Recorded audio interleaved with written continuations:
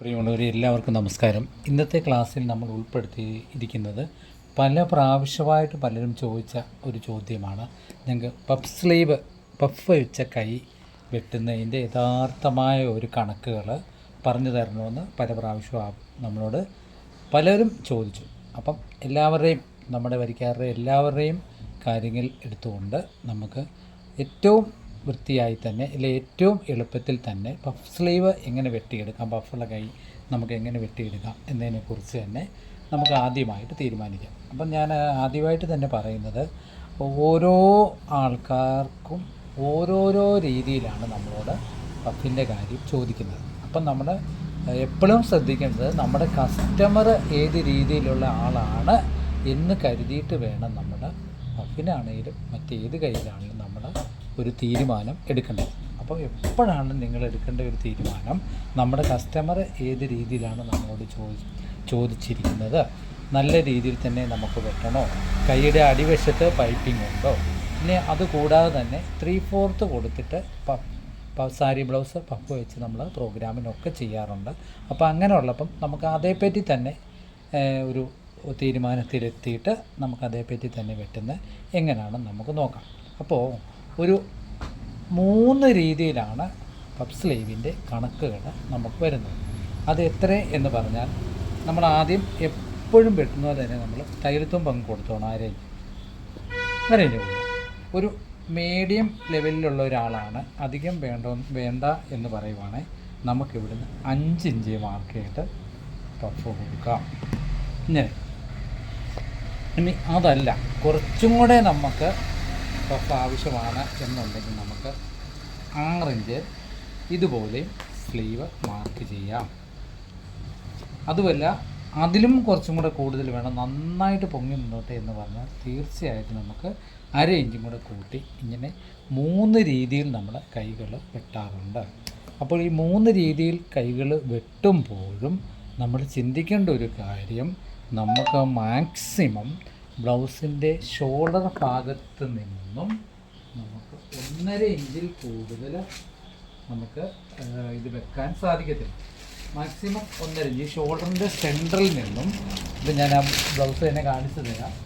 ഈ ഷോൾഡറിൻ്റെ സെൻറ്ററിൽ നിന്ന്, അതായത് ഷോൾഡറിൻ്റെ ബ്ലൗസിൻ്റെ ഈ ഷോൾഡർ സെൻറ്റർ ഉണ്ടല്ലോ, ഈ സെൻട്രലിൻ്റെ കണക്ക് വെച്ചാണ് നമ്മൾ സാരി ബ്ലൗസ് കണക്ക് കൂട്ടുന്നത്. ഈ ഒരു സെൻറ്റർ ഉണ്ടോ, ഈ സെൻറ്ററിൽ നിന്നും നമ്മൾ ഫ്രണ്ട് കുഴിച്ച് വെട്ടാൻ നേരം ഞാൻ ഒരു കണക്ക് പറയാറുണ്ട്, 1.25.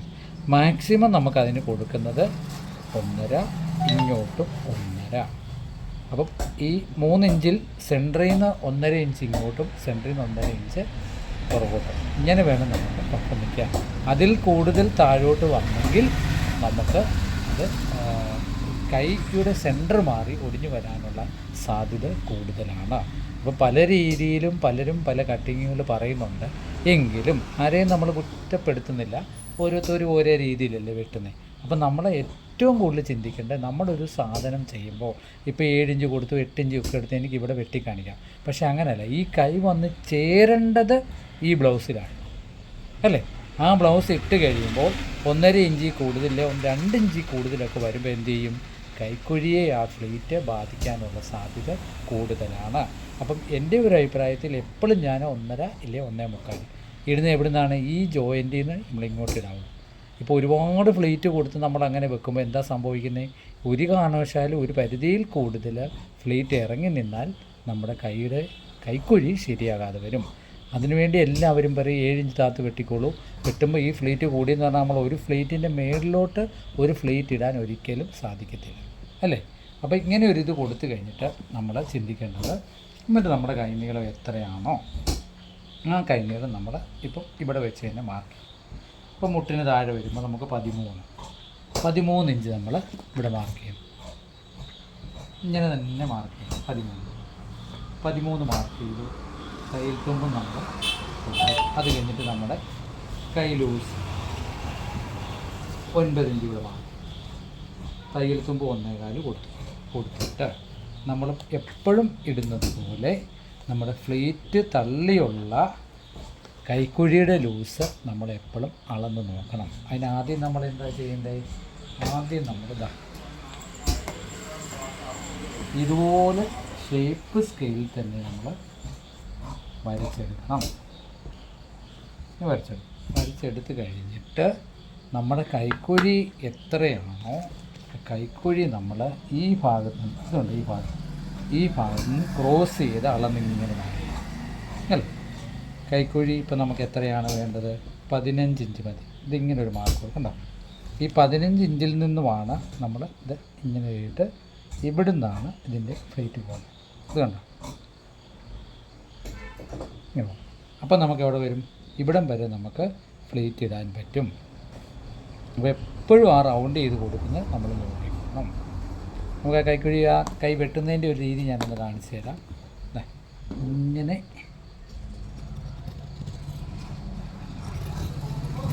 നേരെ പോയിട്ട് അങ്ങനെ കൈക്കുഴിയുടെ ഒരു ഷേപ്പ്. ഇപ്പോൾ എന്ന് വെച്ചാൽ നമ്മൾ ഈ ഫ്ലീറ്റ് ഇങ്ങനെ ഇട്ട് കഴിയുമ്പോൾ, എപ്പോഴും ഓർത്താണ്, ഫ്ലീറ്റ് ഇങ്ങനെ ഇട്ട് കഴിയുമ്പോൾ കറക്റ്റ് നമ്മുടെ കൈക്കുഴി ക്ലിയറായിട്ട് വരും. ഈ ഫ്ലീറ്റ് ഇങ്ങനെ ഇടുമല്ലോ, ഇടുമ്പോഴത്തേന് കറക്റ്റ് നമുക്കിതാ കൈക്കുഴി മാർക്ക് ഇവിടുന്നാണെങ്കിൽ കറക്റ്റ് നമുക്ക് ഫ്ലീറ്റ് എത്ര ഇഞ്ച് ഇടണോ എന്നുള്ളത് ഇങ്ങനെ നോക്കുക, ഇടുക. ഒരു ഫ്ലീറ്റിന് മുകളിൽ ഒരു ഫ്ലീറ്റ് വരാതെ പ്രത്യേകം നമ്മൾ നോക്കണം. ഇതെങ്ങനെയാണ് ഇത് വെട്ടിക്കഴിഞ്ഞ് നമുക്ക് കൈക്കുഴി എത്രയാണോ ആ കൈക്കുഴിയുടെ അളവും കൂടെ നമ്മൾ ഇവിടെ അളന്ന് കൊടുക്കണം. ഇങ്ങനെ അളന്ന് കൊടുത്തിട്ട് ഈ അളവിൽ നിന്നുമാണ് നമ്മൾ ഫ്രണ്ട് കുഴിച്ച് വെട്ടുന്നത്. കാരണം ആ ഫ്ലീറ്റിൻ്റെ അങ്ങോട്ട് ഒരു കാരണവശാലും ഫ്രണ്ട് നമ്മൾ കുഴിച്ച് വെട്ടുന്നത് കയറാൻ പാടില്ല. ഇങ്ങനെയാണ് നമ്മൾ. അപ്പം നമ്മുടെ കൈ ഫ്രണ്ട് അപ്പം എപ്പോഴും ഇങ്ങനെ തന്നെ കണ്ടോ, ആ ഫ്ലീറ്റ് ഇടുന്നിടം എപ്പോഴും ഇങ്ങനെ നല്ല റൗണ്ടിൽ തന്നെ ഇരിക്കണം. എന്നപ്പോഴാണ് നമ്മൾ ഈ ഫ്ലീറ്റ് ഇങ്ങനെ ഇട്ട് കൊടുക്കുന്നത്. ഇങ്ങനെ ഇട്ട് കൊടുക്കും, ഇങ്ങനെ ഇട്ട് കൊടുക്കും, ഇങ്ങനെ പോയി. അപ്പം ഓട്ടോമാറ്റിക്കായിട്ട് ഈ കൈ പോകുന്നത് തന്നെ നമുക്ക് കാണാം. പിന്നെ എപ്പോഴും നിങ്ങൾ ഫ്ലീറ്റ് ഇടുമ്പം ഈ ബാക്ക് സൈഡിൽ നിന്ന് ഫ്രണ്ടിലോട്ട് ഇങ്ങനെ ഇടുക. ഇങ്ങനെ ഇട്ട് കൊടുക്കും. ബാക്ക് സൈഡിൽ നിന്ന് ഫ്രണ്ടിലോട്ട് ഇട്ട് ഇങ്ങനെ കൊടുത്തിട്ട് നമ്മുടെ സെൻറ്റർ ക്ലിയർ ചെയ്യുമ്പോൾ തീർച്ചയായിട്ടും ഈ കൈയുണ്ട് ഇങ്ങനെ ഓട്ടോമാറ്റിക്കായിട്ട് തന്നെ കൈ നമ്മൾ പിടിപ്പിച്ച് കഴിയുമ്പോൾ പൊങ്ങി വരും. അപ്പോൾ അതനുസരിച്ചുള്ള അളവ് എത്രത്തോളമാണ് നമ്മുടെ അളവെന്ന് നോക്കിയിട്ട് ഇവിടുന്ന് നമ്മൾ ഈ സെൻറ്ററിൽ നമ്മുടെ കൈക്കുഴി ക്ലിയർ ചെയ്യണം. ഇവിടം വരെ ആ കൈക്കുഴി ക്ലിയർ ചെയ്തിട്ട് എത്രത്തോളം ഫ്ലീറ്റ് വരുമോ ആ ഫ്ലീറ്റിനുള്ളത് നമ്മൾ എല്ലാ കൈയിലും കൂട്ടി വെക്കണം. പിന്നെ ഫ്ലീറ്റ് ഇടുമ്പോൾ എപ്പോഴും നമ്മൾ ബാക്ക് സൈഡിൽ നിന്ന് ഫ്രണ്ടിലോട്ട് ഇങ്ങനെ ഇട്ട് വിടുക. അപ്പോൾ കൈയുടെ ഫ്രണ്ട് തിരിഞ്ഞു പോകാതിരിക്കാൻ ഒരു കൈ തിരിച്ച് വെച്ച് നമ്മൾ ഫ്ലീറ്റ് ഇട്ടാൽ മതി. അപ്പോൾ ആ ഫ്ലീറ്റ് കാണുമ്പോൾ ഞുറിവ് എപ്പോഴും നമ്മുടെ ഫ്രണ്ട് സൈഡിൽ തന്നെ പൊങ്ങി തന്നെ ഇങ്ങനെ ഇരിക്കണം. ഇതിങ്ങനെ ഫ്രണ്ടിലോട്ട് തന്നെ വരുന്നതാണ് നല്ലതെന്നുള്ള കാര്യം പ്രത്യേകം സൂക്ഷിക്കണം. ഈ ഫ്ലീറ്റ് ഇങ്ങനെ നിൽക്കണം, ഇങ്ങോട്ട് അപ്പുറത്തെ സൈഡിൽ ഇങ്ങോട്ട് നിൽക്കണം. ചില ബ്ലൗസുകൾ നമ്മൾ തയ്ക്കുമ്പോൾ അറിയാതെ ഒന്ന് അപ്പുറത്തെ സൈഡിലോട്ട് പോകും, ഒന്ന് ഇപ്പുറത്ത്. അപ്പോൾ നിങ്ങൾ ഫ്ലീറ്റ് ഇടുമ്പം പ്രത്യേകം ചിന്തിക്കേണ്ടത് ബാക്ക് സൈഡിൽ നിന്ന് ഫ്രണ്ടിലോട്ട് കൈ കൂട്ടുന്നതിന് മുന്നേ തന്നെ നമുക്ക് ഫ്ലീറ്റ് ഇങ്ങനെ ഇട്ട് ചെറിയ രീതിയിൽ ഫ്ലീറ്റ് ഒന്നിൻ്റെ മുകളിൽ ഒന്ന് ഫ്ലീറ്റ് കയറാതെ ഇട്ടിട്ട് റെഡിയാക്കി വെക്കണം. എന്നിട്ട് കൈയുടെ രണ്ട് സൈഡും ഫ്രണ്ട് കുഴിച്ച് വെട്ടിയ സൈഡും ബാക്ക് സൈഡ് കുഴിച്ച് വെട്ടിയ സൈഡും മാറിപ്പോകാതിരിക്കാൻ പ്രത്യേകം സൂക്ഷിച്ച് മാർക്ക് ചെയ്തിട്ട് വേണം ഇതുപോലെ കൈ വെട്ടിയെടുക്കാൻ. ഇനി നിങ്ങൾക്ക് എന്തെങ്കിലും സംശയങ്ങൾ ഇതിൽ കൈപ്പറ്റി ഉണ്ടെങ്കിൽ തീർച്ചയായിട്ടും അതിൻ്റെ ഒരു കമൻ്റ് ഇട്ടാൽ മതി. ആ രീതിയിൽ തന്നെ നമുക്കത് പറഞ്ഞു തരാം. നിങ്ങൾക്ക് എല്ലാവർക്കും ഇത്രയും കാര്യങ്ങൾ മനസ്സിലായി എന്ന് കരുതുന്നു. അപ്പോൾ സംശയങ്ങൾ എന്താണെങ്കിലും ഇട്ടാൽ നമുക്ക് ആ കട്ടിങ്ങിലേക്ക് പോകാം. എല്ലാവർക്കും ഈശ്വരൻ്റെ അനുഗ്രഹം കിട്ടട്ടെ എന്ന് നിറഞ്ഞ മനസ്സോടുകൂടി പ്രാർത്ഥിച്ചുകൊണ്ട് ഇന്നത്തെ ക്ലാസ് ഇവിടെ പൂർണ്ണമാകുന്നു. ഒരിക്കൽ കൂടി എല്ലാവർക്കും നന്മകൾ നേരുന്നു. താങ്ക്